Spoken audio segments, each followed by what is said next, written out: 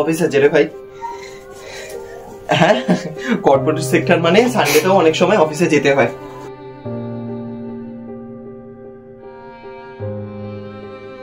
কি বললি? লাইভ আমার সেট হয়ে গেছে।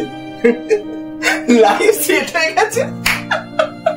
আচ্ছা, তুই যখন এই কথাটা বললি তাহলে তোকে একটা গল্প শোনাই। শোন, ছোটবেলা থেকে না আমরা শুনে আসছি যে মাধ্যমিক পাশ করার পর আমাদের লাইফ সেট হয়ে যাবে।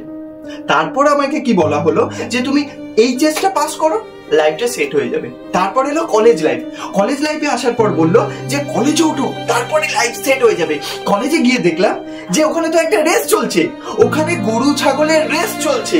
লোকে বলছে যে যে যত ভালো নাম্বার পাবে তাকে ক্যাম্পাসিং এ তত ভালো সুযোগ দেওয়া হবে। তারপরও সেটা হওয়ার পর এমন একটা চাকরি পাওয়া গেল যেখানে 25 থেকে 30,000 টাকা মাইনে। এই যে তুইও ভাবছিস যে এই 25 থেকে 30,000 টাকা মাইনে মানে আমার লাইফ সেট হয়ে গেছে, তাই তো? তোকে রিয়ালিটিটা বলছি ভাই।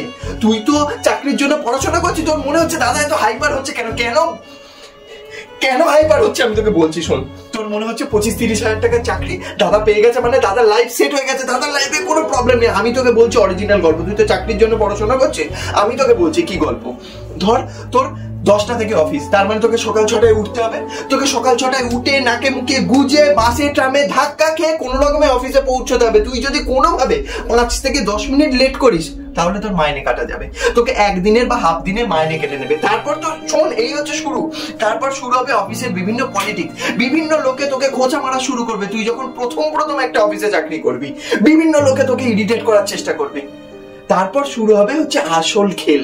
মনে কর তুই সত্যি খুব ডেডিকেশন দিয়ে কাজ করার চেষ্টা করছিস, সত্যি তোর প্রমোশন হওয়াটা উচিত।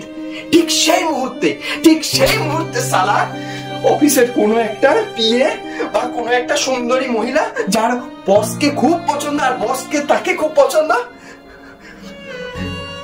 তোর বাবা প্রমোশনটা তাকে দিয়ে দেবে। সেগুলো সহ্য করার পরও তোকে বিভিন্ন রকম টিপ্পনি সহ্য করতে হবে বিভিন্ন কলিগের কাছ থেকে।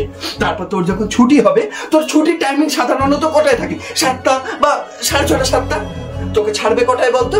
8টা 8:30। আর ওই 8টা 8:30 ওই কোন রকমের বাসে ট্রামে করে তোকে বাড়ি ফিরতে হবে। বাড়ি কোটায় ফিরবি? 9:30 10টা। তোর লাইফ বলে কি আছে? সোম থেকে শনি শুধু এটাই হবে। সকালবেলায় উঠবি গরুর মতন 6টায় আর বাড়ি ঢুকবি ওই 10:30 11টায়। তোর লাইফে আর কি আছে? তুই আসার পরেই বলছিলি না দাদা তোর গিটারটা ওরম ভাবে রাখা আছে কেন? তুই বাজাস না, ধুলো পড়ে গেছে। আচ্ছা ভাই বলতো, আমি কখন বাজাবো বলতো? আমার শখটাকে ওইভাবে শেষ করে দিয়েছে।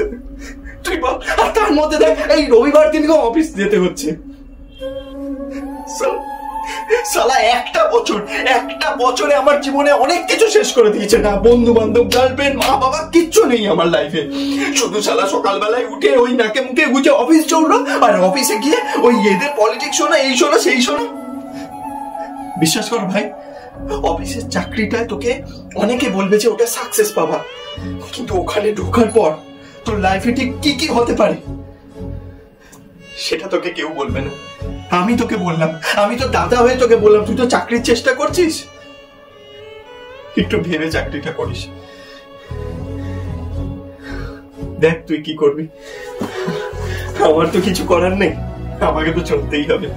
কিন্তু যাতে তোর কোনো ক্ষতি না হয় আমি তোকে এই সাজেশন গুলো দিলাম। আসি রে, রাতে কথা হবে, জানি না কটায় ফিরবো।